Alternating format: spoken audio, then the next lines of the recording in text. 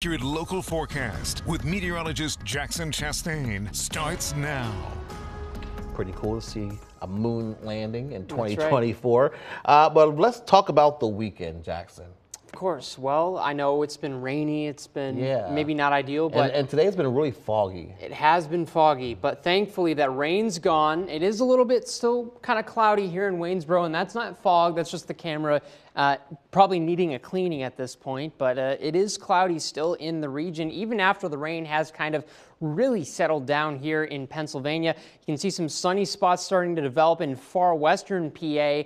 We might see a brief gap in the afternoon where that sun actually peaks out, but clouds are set to move in after that. Thankfully, though, a little bit better of a temperature to enjoy.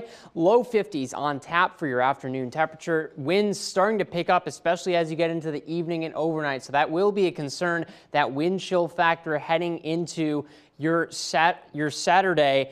And with that being said, let's just track things just a little bit, because there is some small potential early Saturday to maybe get the odd snow shower down to the south. Obviously not anticipating anything major in terms of impacts, but just something that you should be aware of. Other than that, a relatively quiet day as the sun returns to form, and that really leads into another sunny day on Sunday that you get to go out and enjoy.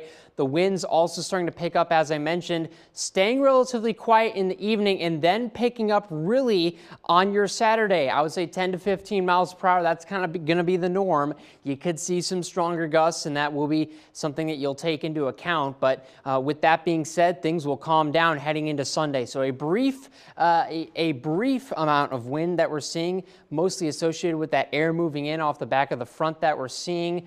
As we get into next week, this is where things get just a little bit more complicated in terms of the rain. Tuesday, that's another shower chance right there. Then you get into Wednesday, and there's another rain opportunity coming up. So 2 days in a row that we're seeing rain potential.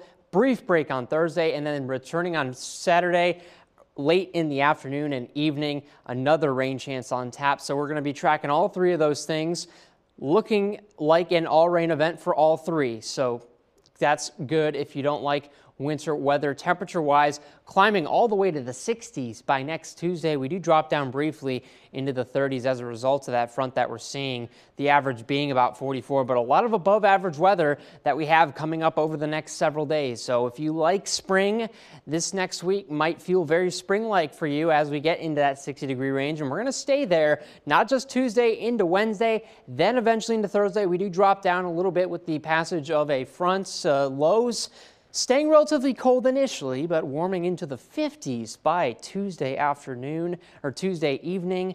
That is something that we haven't seen in a while, James, a low in the 50s. That's just, that to me feels like true spring day right there, with highs in the 60s, lows in the 50s. Jackson, I'm not going to want to go back. So if we're going to have these kind of warm temperatures, they need to stay. James does not want to be teased. Exactly.